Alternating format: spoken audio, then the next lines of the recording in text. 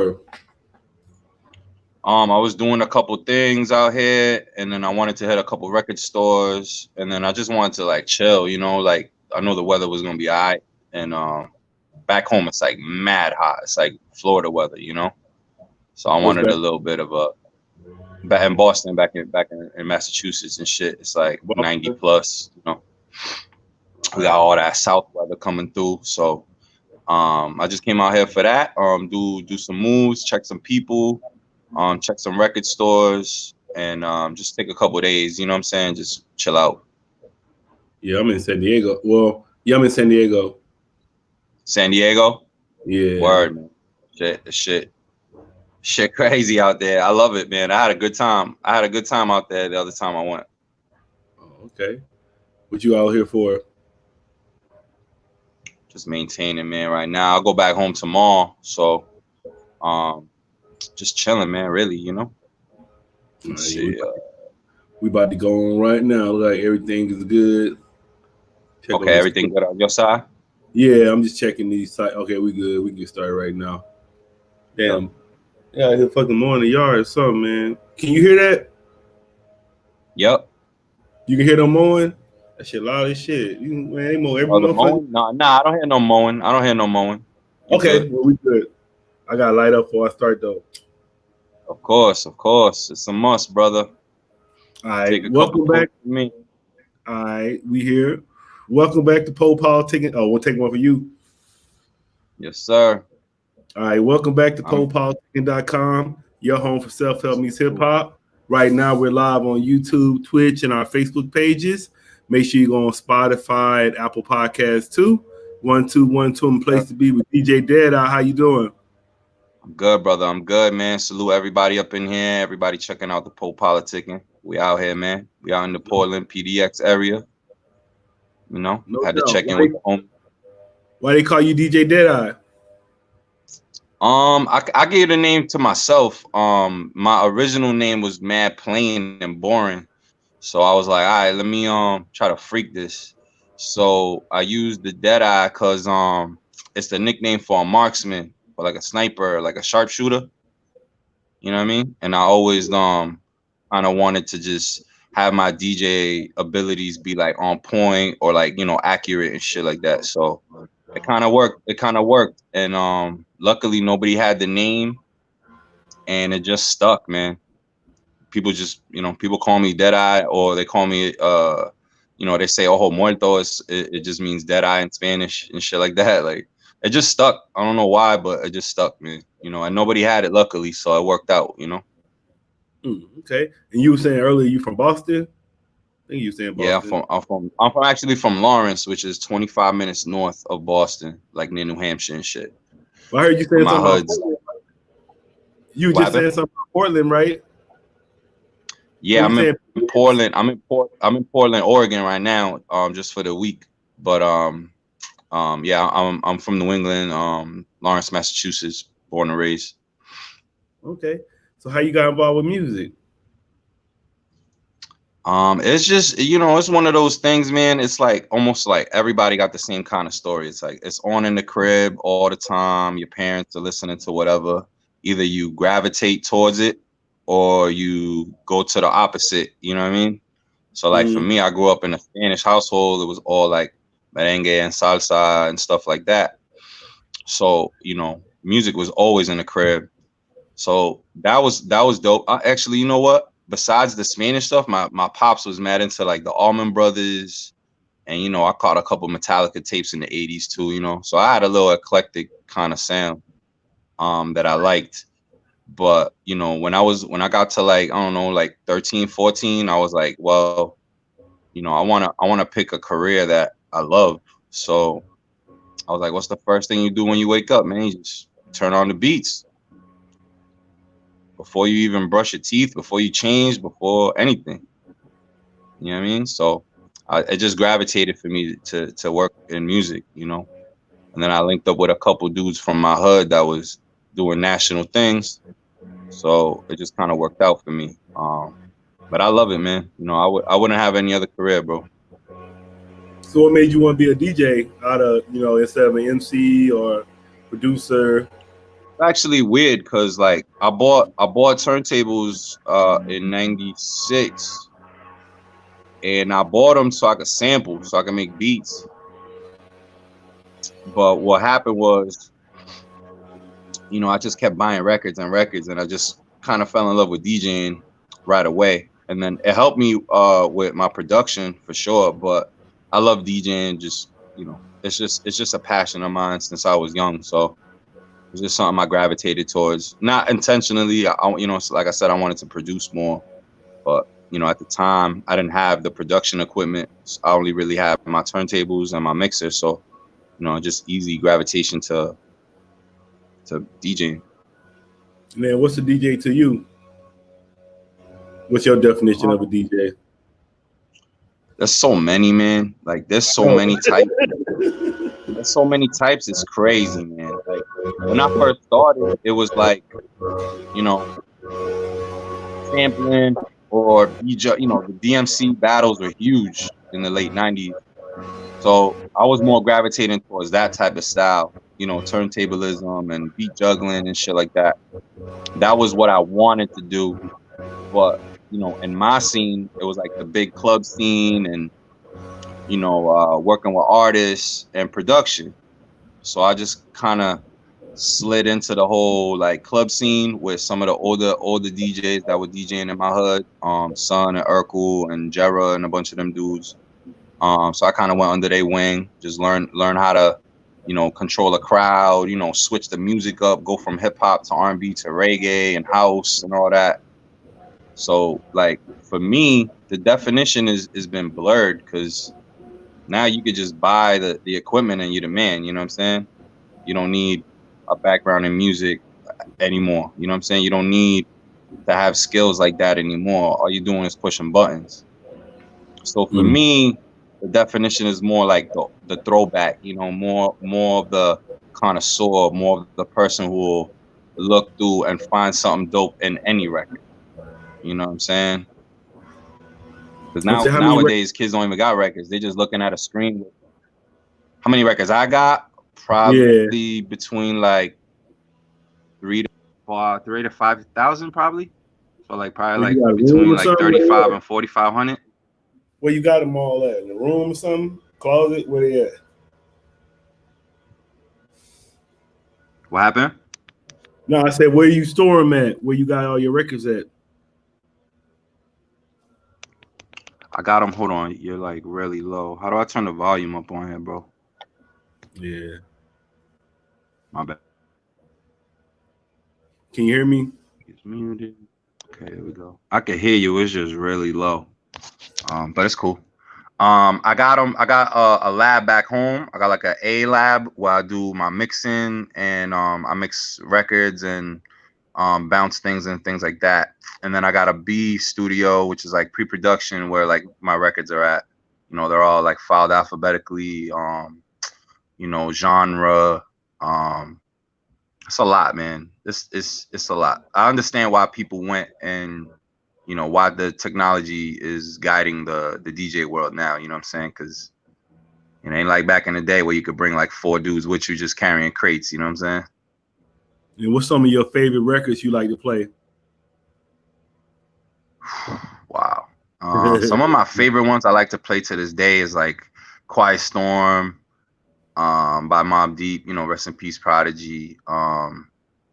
Anything early Wu-Tang, you know, those are just timeless records. Anything early Nas, Gangstar, I really love dropping anything Premier does, or some of those early like hip hop R&B remixes that Puff used to do or Primo used to do, you know, like the D'Angelo joint or the Craig David joint. You know, I just like dropping some of those just to get the feet wet, and then you could drop all the new stuff everybody likes, you know.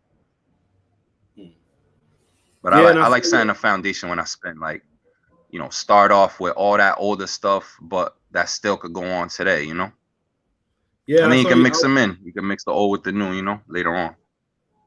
I was looking at your Bandcamp and I saw you had a lot of mixtapes you dropped too. So you put out mixtapes too?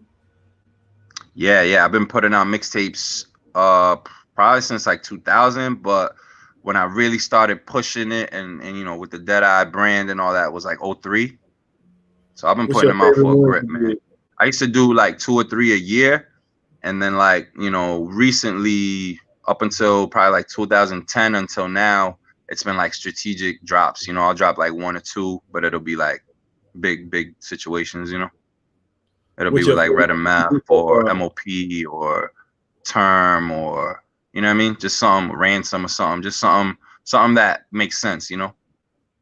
Yeah, I'm gonna say what's some of your favorite ones you put out? I really like the MOP Term tape I did, True to the Game 4. That was dope because I got you know, that had shit on it that like nobody had ever heard.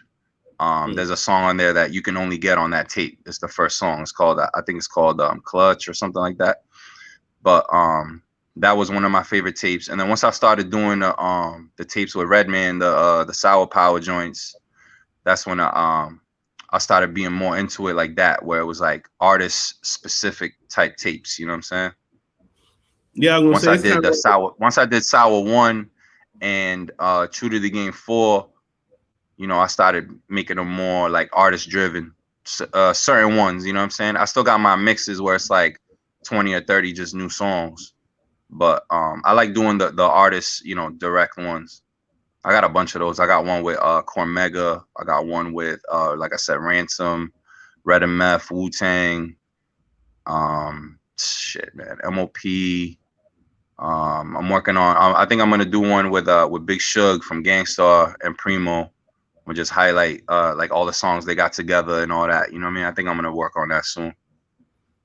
I'm gonna say you see how like now it's kind of like the playlist taking over the mixtapes.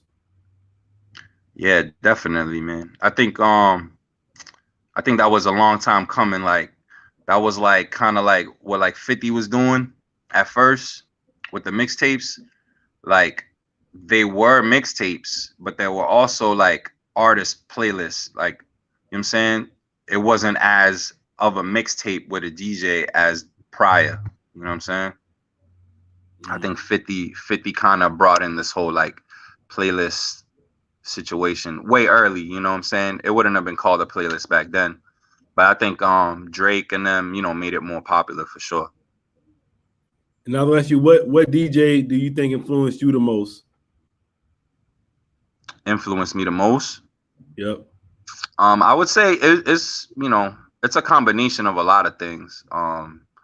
You know, when I was younger, it was like before I was DJing, when I was just a fan of hip hop, my favorite thing to see was Grandmaster Flash in Wild Style DJing in his kitchen. You know what I'm saying? He had all the setup right there in his kitchen. So that shit just blew my mind. And then after that, it was like watching JMJ with Run DMC, you know, on stage, no mess ups, you know, no Serato in sight because I was 86 or whatever the hell it was, and just flawlessly murdering shit. You know, those two guys, you know, pretty much got me to be like, okay, this is something I might want to do. And then, you know, in the 90s, it was like, you know, Doo-Wop, Tony Touch, Dirty Harry, SNS, like all the big mixtape guys, Clue, Green Lantern, you know, a lot of those guys influenced me a lot with the just the mixtape style of doing it, you know what I mean? And then one time, Kid Capri came to my hood before Serato, and I swear to God, he invented Serato, bro, because he would have 4 or 5 records on top of each other while the top one's playing. So he would cut up whatever the top record was, boom, move on to the next record, and then take the top record off, and the next song he's gonna play is right under it. You know what I'm saying? So it was like literally he like invented it without knowing. Yeah, hopefully he getting his money. Yo, crazy, bro. I never seen nothing like that in my life. That shit was insane, man. So like, yeah, like I said, it's like a combination, you know, like all those pioneers and all those like legends kind of like, you know, molded my style, you know what I mean? And then I want to ask you about, because you were saying it's different types of DJs, and I see you're a tour DJ too. So I want to ask you, like, how is that being a tour DJ? Being a what? Tour DJ. Oh, Tour DJ. okay. Yeah, that shit is amazing. I love it, man. That's more my passion, really. You know, besides making records and doing mixtapes, touring is just there's no other way to touch the people, like, you know, besides touring, you know. So I love it, man. It's what took my career to the next level, you know. What tours you been on? I did so I did a tour with Terminology and Helter Skelter and Rusty Jukes in 2004. That was like the first time I had been out of my region doing shows. And I got to DJ for Sean P and Helter Skelter on that tour. And that was like the first time I had like stepped out of New England, you know what I mean? And then after that, me and Term did a tour with Cormega in 2007 in England. So that was the first time we had gone overseas. Um, and then 2008, me and Term did the Still High tour. So we did 55 shows in 2 months. And that was with Redman, Method Man, a bunch of the Wu-Tang dudes. And then throughout the tour, it was like Alchemist Evidence got added, Rapper Pooh got added, and then some of the Wu-Tang dudes got added later on, like when we got to Cali and stuff like that. So those are like the first like get your feet wet tours, you know what I'm saying? And then after that, I did a bunch of stuff with Term, and then I started DJing for Slain, who's a rapper from Boston, who's down with La Coca Nostra and House of Pain and stuff like that. And we did like a whole nother vibe, you know what I'm saying? Like, since he's like, you know, what's crazy is like a DJ for Term, he's Hispanic, and most of his music comes from like Premiere and stuff like that. And then when I started DJing for Slain, he's a white guy with the same type of fan base. It's just they look completely different, but they're all hip hop heads, and they all fuck with like boom bap and like, you know, storytelling, and you know what I'm saying, all the dope shit that we enjoy about hip hop. You know, it's just dope because it's two not completely different artists, but their demographics are completely different. Yeah, I think we're gonna go on in the songs I was talking about earlier. We're gonna play the video. It's Get Out Our Own Way. You want to talk about yeah, a little you could bit? do that. Get Out Our Way. That was produced by Jay Cardam and myself. It features Easy Money, part of ST the Squad. It also features my man Superstar Snuck, Rex, and Ghetto.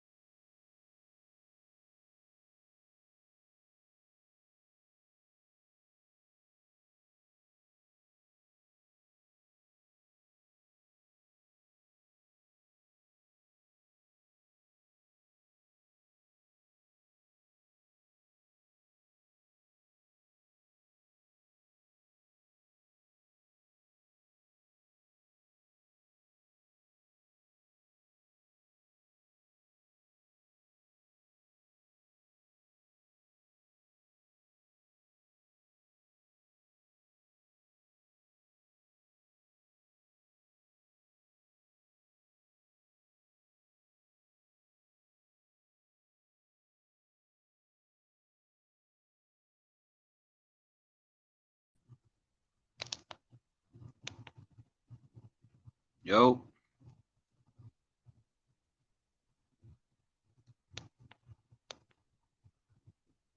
Yo. Yeah, we back. I said you be singing and shit. You be singing.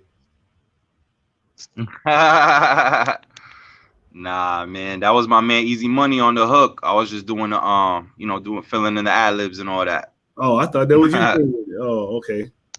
It's tight. Not like that song. That song tight. But I see it came out a little while ago though. Came out. What year that came? Yeah. I got a joint. Pardon.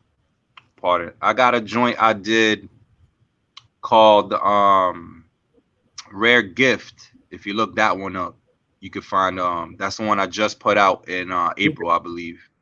I got an EP that dropped called Last Look, I was Batch. gonna just ask you what your current projects.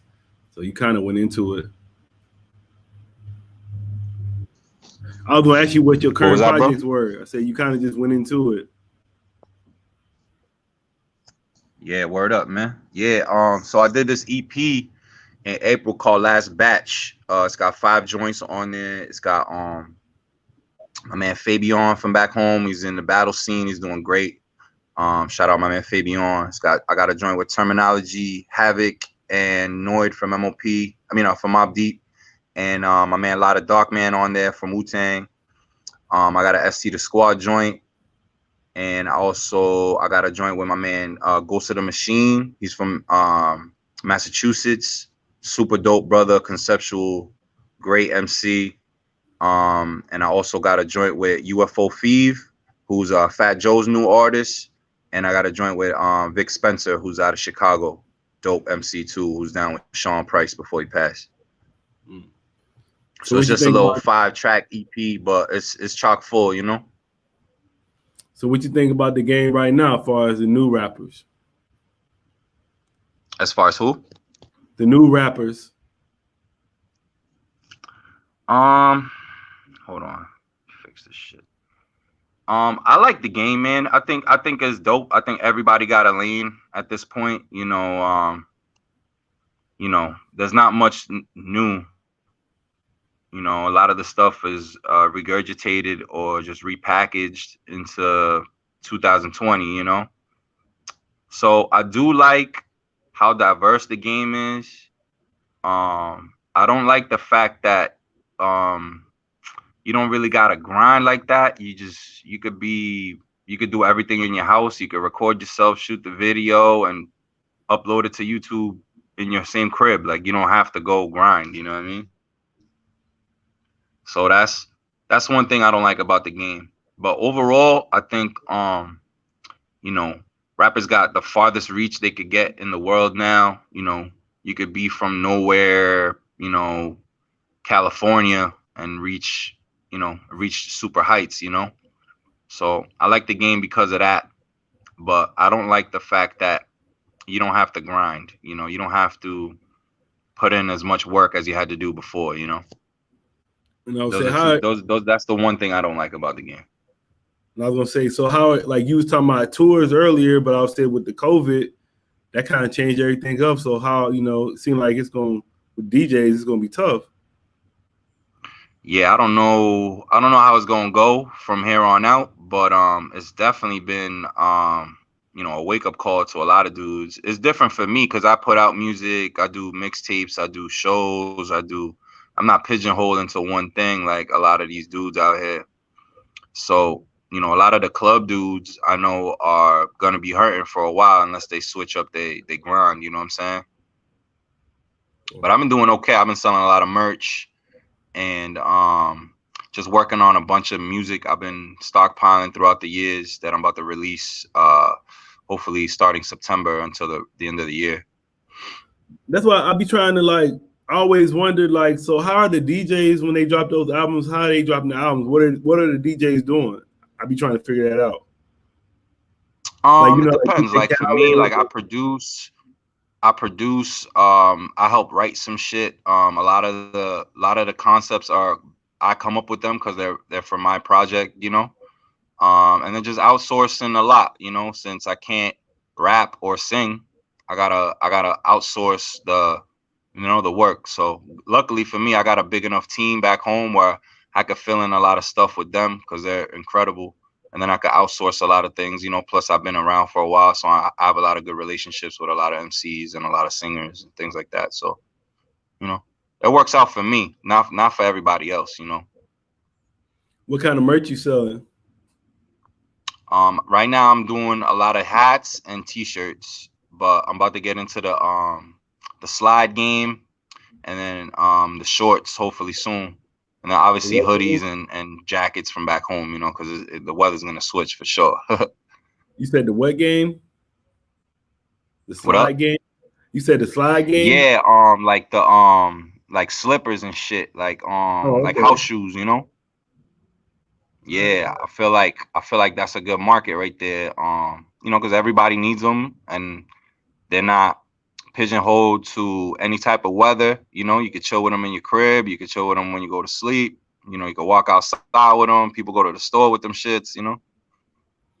So what's your interest outside of music? Wow. Outside of music, I'm just trying to grow the brand as much as possible. With clothing and more lifestyle situations, more like everyday person type thing. You know, and then that will tie into the music. But I'm trying to get more into like everyday products, or like things that people don't think that they need but they use every day. You know what I mean? I feel like that's where I'm gonna end up going in terms of, you know, branching out the brand as much as possible. And then obviously, you know, besides that, you know, I'm a father. You know, you know, I help run the business, my own business. I help run my teams, like marketing and things like that. So I have my hands in different things. Um, but mostly concentrated in building up the brand and putting, you know, a little bit more different type of branches in there. You know what I mean? How many kids you got? I got one, man. One's enough, bro. I How old are the love kids? kids. You know, I could do more kids. I can't do more baby moms. Oh, I know, right? Yeah. You know the deal, I'm sure. And what advice would you give to new artists? Wow. What advice would I give to new artists? I would say try to have your hands in as much things as possible. Obviously, you want to hone what you do best. You want to make sure that you are, you know, very accomplished in that feat, but you also want to, you know, expand and get your hands in as much things as possible. You know, especially now with this COVID, like people are starting to realize that you need more than one way of getting money, you know, and sometimes you need to do that without even being able to leave your crib. You know what I mean? So the internet becomes vital, and, you know, just being able to, like I said, expand whatever you're doing, whatever your brand is, whatever you're striving to do, like try to do that to the highest level that you can, but also try to figure out other ways to get money to come into that same umbrella that you already built. You know what I'm saying? Yeah, I always ask the guests, what's a good way to flip $1,000 right now? What's the good way to what? Flip $1,000, invest $1,000 into something. How to get as much dollars as possible? No, how to flip $1,000. How to flip $1,000? Okay. Well, like I said, for me, I don't put all my eggs in one basket. So I'm gonna try to flip that money in mad different ways. You know what I mean? I'm gonna do some gear. I'm gonna try to do some marketing. I'm gonna try to do some street shit. I'm gonna try to do a lot with that. You know what I mean? Because with that you can do a lot. You know, depending on what you're trying to accomplish. If you're just trying to get a song with some dude, you could do that, but that doesn't mean you have money left over to market the song. You know what I'm saying? So if I was an artist, I would try to get someone that is on my level, but just maybe a little bit bigger, you know, work with them, and then try to either shoot a video and or try to push the song to as much, you know, avenues as I can, while trying to do, you know, maybe set a couple dollars out for marketing and for, you know, merch and things like that. You know what I mean? you want to always try to stretch the money as much as possible if you're in the indie game, you know. What would you like to say Because to it's your us. fans? We don't have a, you know, there's no machine behind us, you know. What would you like to say to your fans and supporters? Man, to my fans, thank you so much. To the ST fans, you know, we coming out with more music. We got a bunch of stuff coming out. Rex's new album drops 9/11, and then I executive produce Artisan's new album, which will drop right after that. And then I got Runt Dog's album, who's down with Gilla House, Redman. That'll be out right after that. So, and then I got my second album coming. So just be patient. You know, I got mad stuff coming music wise. And just support the merch. You know, that's the best way to help and to support and to like get some flash shit, you know. All right, man. I want to say thanks for coming through politicking with me. Hell yeah, man. I appreciate you, bro. Thank you so much. We'll do this again once I got, you know, the projects out and things like that. Man, maybe at the end of the year, something, you know. No doubt. What's your social media again? At Deadeye ST dot DeadStDot on Twitter and on Instagram. Those are the ones I check. On Facebook is DJ Deadeye fan page. But Twitter and Instagram is how to get a hold of me and things like that. Scream at me, you know, if you think you got what it takes to get on something, holla at me, send me something, you know. We out here. All right, y'all. I want to say thanks for coming through, listening to the show. Make sure y'all like, comment, subscribe, follow the homie DJ Deadeye. We'll be back in like 30 minutes with another interview, so just stay tuned. I'm doing a marathon today. Definitely, yo. Appreciate you, bro.